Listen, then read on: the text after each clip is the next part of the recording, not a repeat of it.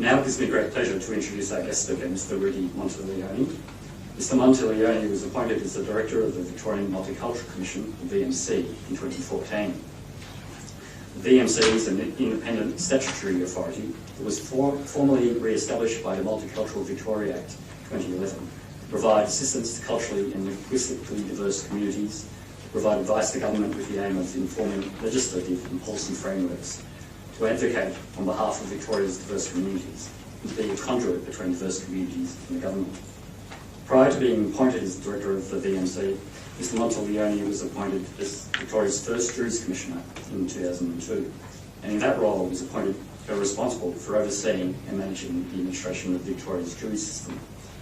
During his time as Juries Commissioner, Mr. Monteleone was responsible for introducing a number of innovative reforms to the jury management process, which positioned Victoria's operations as an exemplar in jury management.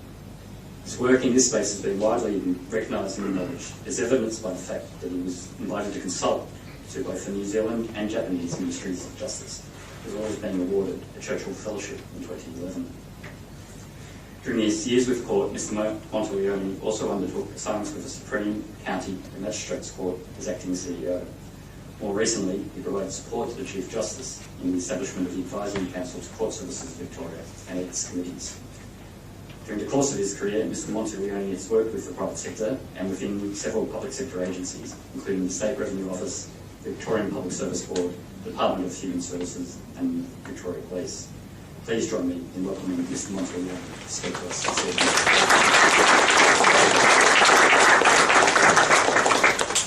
Good evening, ladies and gentlemen, distinguished guests and friends. I won't acknowledge everyone independently because the list is quite extensive, but I do acknowledge and thank you for attending.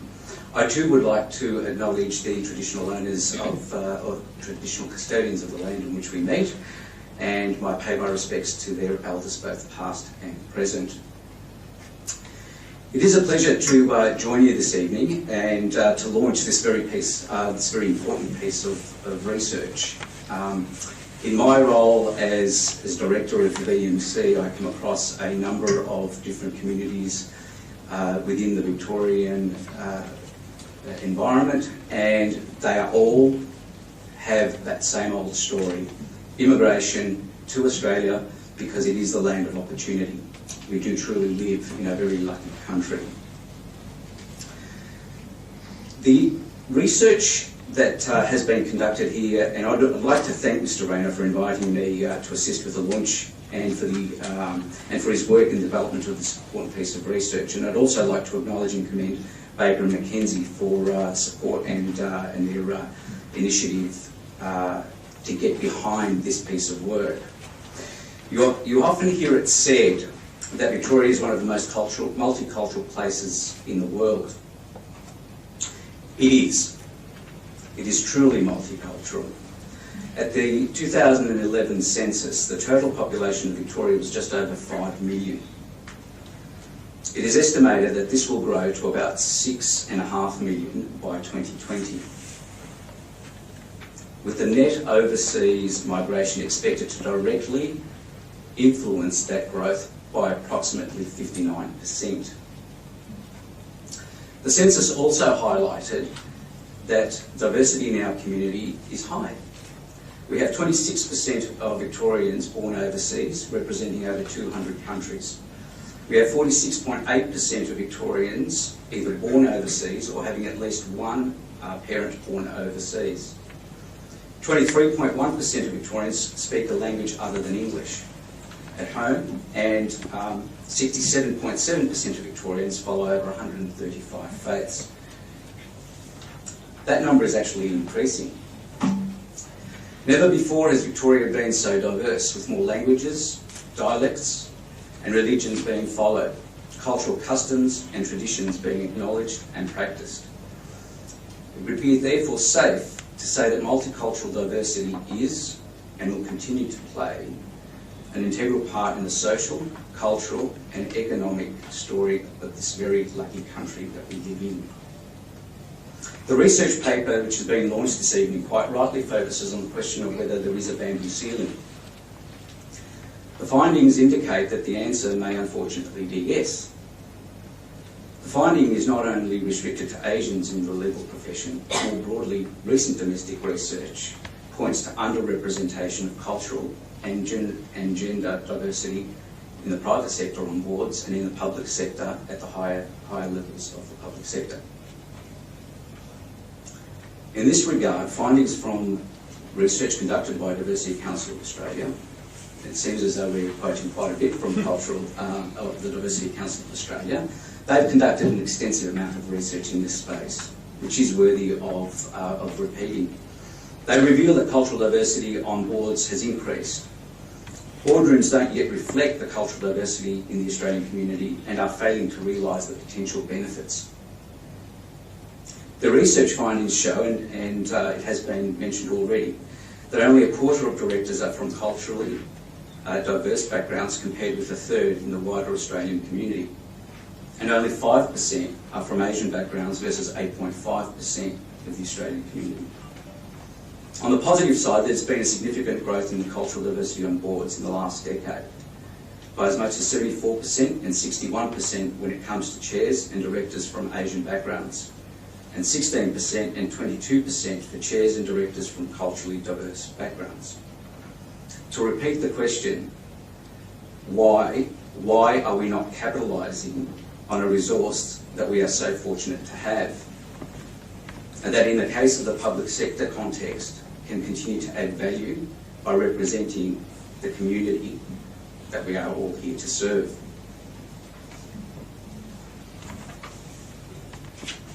Within the private sector context, cultural diversity can effectively improve the bottom line.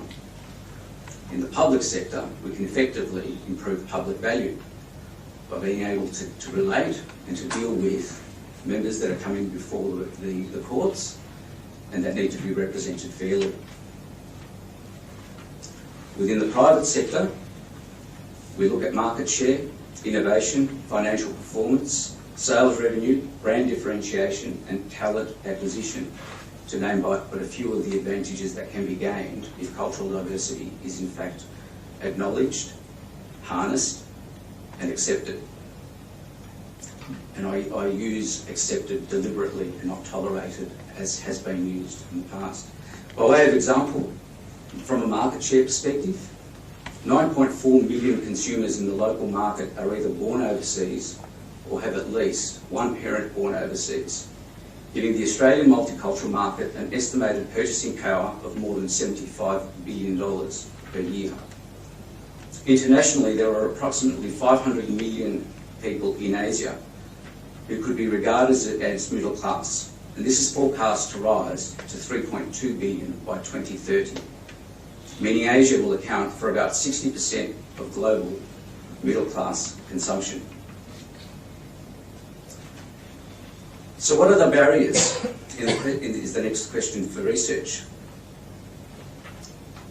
We've heard that the journey has begun. Well, the journey does need to continue, because barriers do need to be identified. And it's not just simply from an Asian context. It is a much broader question with regard to multicultural perspective in this state. We are ahead of any other jurisdiction in this country. If we are to remain there, we need to actually be conscious of the barriers that are there, whether they're conscious or unconscious, and deal with them. I suspect, and I'd like to think, that what we are experiencing is a form of unconscious bias. Some may say that this is an excuse for what is real bias. I'd like to think not. I'd actually like to think that unconscious bias is something that we need to speak a little bit more of. We all have it, whether we like to admit it or not. And this is actually demonstrated and proved by research that has been conducted overseas and domestically. When we have a situation where we have 10 resumes for every one interview that has been submitted by an Anglo person, with respect, as compared to 15 resumes for one interview for a non-Anglo person, you have to ask the question, why is this so? I'd like to think that it may be unconscious. we use stereotypes. And we have a tendency to do that as human beings. Unconscious bias affects every area of our lives. Unconsciously, we tend to like people who look like us, think like us, and come from backgrounds similar to ours. Everyone likes to think he or she is open-minded and objective.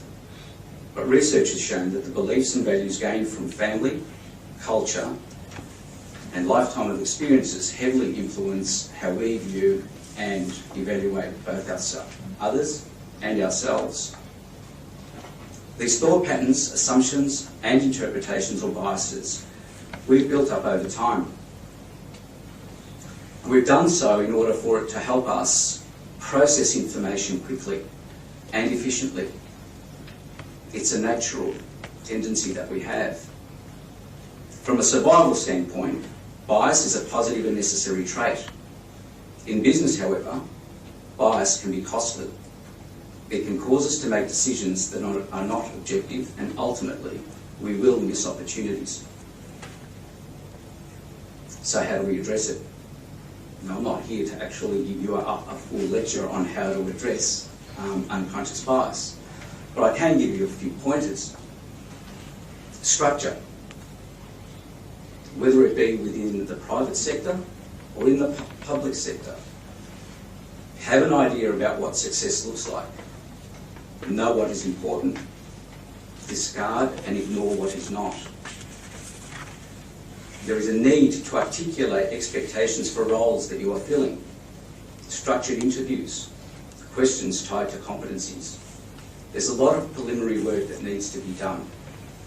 But once you're there, you can actually capitalise on the benefits. Collecting data, which is the next step in this on this journey. You can't improve what you can't measure. And I'm not suggesting quotas. Not at all. In my former life, I was also a HR practitioner and an industrial relations consultant. And in my humble opinion, quotas don't work. Targets do. Because targets allow for merit selection. Targets actually give the organisation an aspirational measure to meet, as opposed to a must meet. So there is a significant difference as far as I'm concerned. If you don't keep track of the measures, others will do it for you. That particular diagram up there actually shows quite a revealing and disturbing picture. Now we're seeing it here, but can you imagine once this gets released, the impact that it will have in the broader community? So get on the front foot is my suggestion. Victorian government departments are required to report on a number of specific activities within multicultural affairs by way of measuring.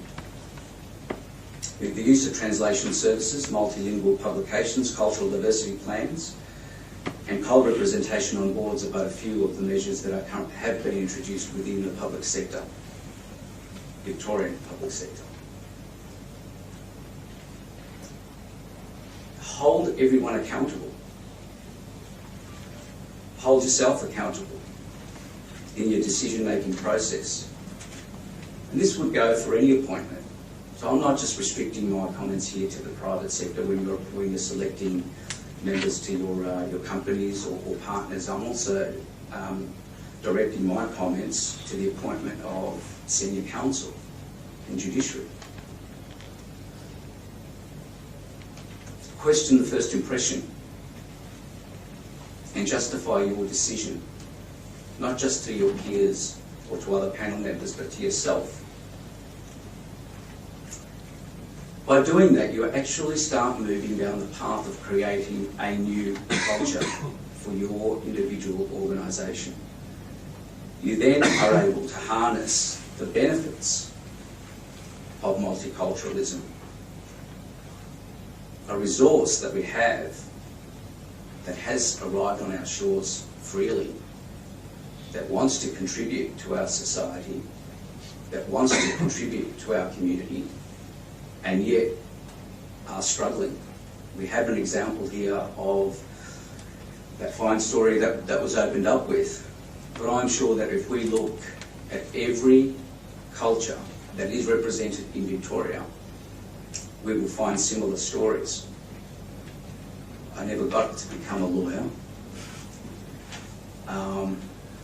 but I'm sure that in my lifetime and in my career, in fact I know that I encountered similar barriers. And unfortunately, when you hear directly from members of our newly arrived citizens and community, we are getting the same story repeated over and over and over again, which is leading to a level of disenfranchisement, because they come here on a promise that there is opportunity, that we are fair, that we are open, and in the case of Victoria that is definitely the case. But can we be a little bit more open? Can we be accepting and respectful of the skills that our new arrivals bring to our shores? Because we are the lucky country. We are the recipients of people from every corner of the earth, and we've done so and have accepted them with open arms. So I do congratulate you, I do commend you on the work that has already begun, and I'd like to see more. I think that there is a lot more that can be done right across the board. Thank you.